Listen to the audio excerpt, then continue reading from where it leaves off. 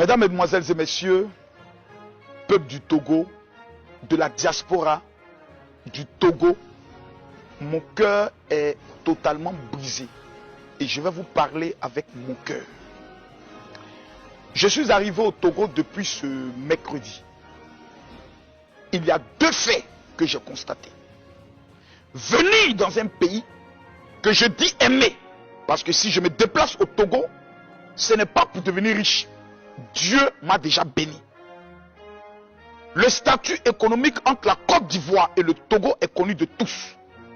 La Côte d'Ivoire est le pays leader de l'UEMOA. Le Togo est un pays frère, raison pour laquelle l'Ivoirien est aussi togolais. Pourquoi? Dans les années 1982, 83, 84, 85, 86, 87, jusqu'aux années 90, la majorité des enseignants qui venaient nous apprendre Bo-Aba, Bo-Obo venaient du Togo et aussi du Bénin. Donc, il y a un lien très fort entre le Togo et la Côte d'Ivoire. À partir du moment où nous appartenons à la même communauté, qui est la CEDEAO, raison pour laquelle sur nos passeports, il est d'abord marqué Communauté des États de l'Afrique de l'Ouest, et ensuite République de Côte d'Ivoire, République du Togo, République du Bénin, République du Burkina Faso, République du Mali, etc., etc. En ma qualité de général, 1, d'homme de Dieu, 2, d'influenceur, la voix extérieure est souvent écoutée et souvent est la plus visible. Lorsque vous êtes dans votre maison, arrivé à un certain moment donné, l'habitude de votre maison fait en sorte que numéro 1, vous ne pouvez pas reconnaître sa beauté, voir toujours sa beauté, et numéro 2, vous ne pouvez pas reconnaître les côtés, je pourrais dire, lugubres de votre maison. Je suis au Togo et je suis choqué. Et je vais vous le dire pourquoi. Mesdames, Mesdemoiselles et Messieurs, l'une des richesses de ce pays est la musique. Je le répète et je le dis. L'une des richesses de ce pays, qu'on appelle la République du Togo, est la musique. Sur un plateau télé, chers messieurs, chères mesdames, mesdemoiselles, j'ai eu l'opportunité de participer à une émission sur la télévision nationale qui parlait de musique. J'ai vu un jeune DJ de 13 ans, mesdames, mesdemoiselles et messieurs, faire de la magie avec ses doigts. J'ai vu un artiste togolais qui a lui seul pour son prochain album a été capable de faire sortir 80 titres. Je n'ai pas dit 10, je n'ai pas dit 20, j'ai dit bien 80. Ensuite, ils ont passé un élément du top 5 de la musique togolaise. Des clips passaient, le son passait, la tonalité passait, le spirituel dans le chant passait, et même une chante chrétienne. J'ai eu honte. Oui, j'ai eu honte. Mesdames, Mesdemoiselles et Messieurs, j'aimerais vous dire une chose. Je suis ivoirien. Dans mon pays, la Côte d'Ivoire, il y a des artistes sans dénigrer mon pays qui sont mondialement connus, qui n'ont jamais fait sortir un seul album, mais qui sont mondialement connus. Ce sont des singles tous les ans. La qualité de la musique à être vendue sur le plan international n'y est pas. Mais vous écoutez la musique. J'ai mal parce que le Togolais a un esprit qui le fatigue. Aimer tout ce qui vient de l'extérieur et minimiser ce qui est ici à l'intérieur. C'est dangereux et c'est grave. Le Congo est le Congo grâce aux musiques de Papa Wemba, Koffi Olomide, Fally Ipupa. C'est par la musique congolaise qu'on reconnaît le Congo. J'ai écouté les musiques nigériennes et je peux le dire, sans me tromper, que s'il y a un pays qui peut rivaliser avec le Togo en matière de voix, en matière de rythmique, au niveau de la musique, c'est le Nigeria. Vous êtes meilleurs, vous êtes dangereux, vous êtes puissants. Mais quand je me pose des questions, je me pose la question de savoir, au niveau de la Côte d'Ivoire, nous avons le Primus. Au niveau de la Côte d'Ivoire, nous avons le Massa. Au niveau de la Côte d'Ivoire, nous avons le festival organisé par le groupe Magic System.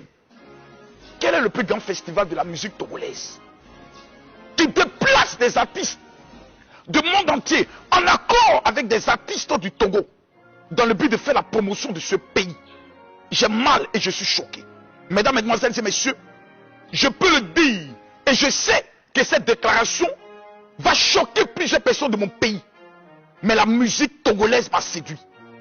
Vous êtes meilleurs que plusieurs de mon pays, que plusieurs au Mali, que plusieurs au Burkina, que plusieurs au Ghana.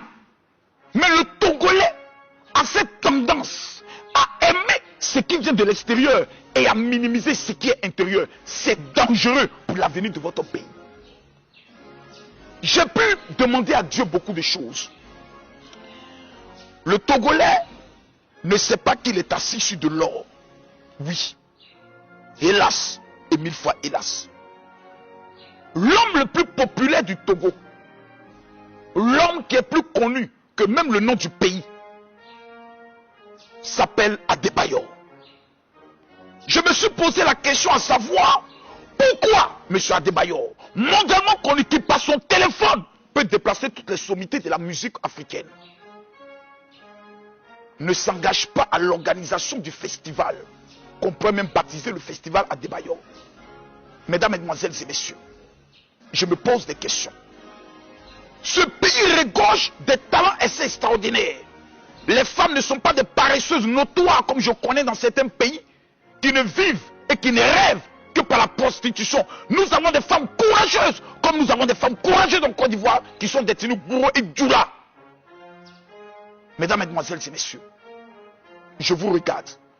Vous quittez le Togo, le Togolais doit souvent sortir de son pays pour l'apprécier. Nous avons le Bénin qui fait frontière avec le Nigeria. Le prix de l'essence est supérieur que celui du Togo, malgré qu'ils sont proches du Nigeria, qui est une puissance économique dans le domaine du pétrole. Allez au Ghana voisin, producteur du pétrole, le carburant est plus cher. Mesdames, Mesdemoiselles et Messieurs, c'est bien beau d'avoir le don de se plaindre, mais il est souvent important d'aller voir ailleurs pour apprécier l'opportunité qu'on a dans son pays. Le Togo est un volcan en ébullition qui va bientôt exploser. Et cette explosion ne sera pas négative. Elle sera bénéfique pour le Togolais sur le plan économique. Mesdames, Mesdemoiselles et Messieurs, le Togo aujourd'hui pour moi est en chantier. C'est le moment où le Togolais doit regarder son frère Togolais en lui disant ce que nous avons comme dénominateur commun est notre pays. Mais aujourd'hui j'ai mal de voir que le premier ennemi du Togolais est souvent le Togolais.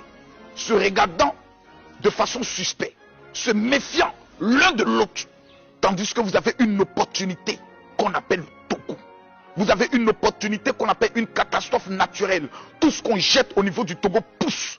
Mesdames, Mesdemoiselles et Messieurs, je m'adresse aux Togolais, non pas dans le but de vous faire la morale, mais dans le but de venir vous dire que vous êtes assis sur une mine d'or.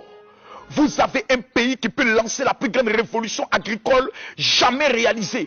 Un pays qui a des valeurs sûres. Un pays qui a des talents extraordinaires. J'ai l'impression que la musique est dans le sang des ancêtres togolais. Et cette musique peut amener le Togo très loin.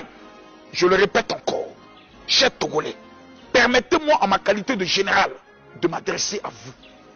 Ce pays, oui, a des dimensions politiques. Mais j'aimerais vous dire une vérité. Aucun homme politique doit venir m'apprendre comment nettoyer devant ma maison. Aucun homme politique doit venir m'apprendre comment regarder mon voisin comme étant mon frère. Aucun homme politique doit venir m'apprendre que j'ai un village et dans ce village il y a une terre que je peux exploiter pour faire avancer mon pays. Notre président Félix Houphouët-Boigny nous disait, le sage de l'Afrique, que la richesse de la Côte d'Ivoire repose sur l'agriculture. Mesdames, Mesdemoiselles et Messieurs, arrêtons de nous lancer dans des rêves pessimistes, dans des rêves inutiles, à vouloir tous être des fonctionnaires d'État, ça ne marchera pas. La bénédiction de Dieu est dans l'entrepreneuriat. Peuple de Togo, vous devez vous lever. Peuple du Togo, vous devez vous lever. L'heure n'est pas à baisser les bras. L'heure n'est pas à se plaindre. L'heure est de se lever. Parce que vous avez en face de vous la Côte d'Ivoire, le Ghana, le Burkina, le Mali, le Bénin, qui sont vos concurrents directs, car un pays n'a pas d'amis. Un pays n'a que des intérêts. Au stade où vous êtes arrivés, l'histoire vous regarde, vos ancêtres vous regardent. Ceux-là même qui ont été victimes de l'esclavage, pendant 400 ans le continent africain a été victime de l'esclavage. Est-ce que c'est maintenant que nous devons nous diviser? Est-ce que c'est maintenant que nous devons passer notre temps à nous plaindre? Ou est-ce que c'est maintenant que nous devons nous lever pour bâtir et construire notre pays? Mesdames, Mesdemoiselles et Messieurs,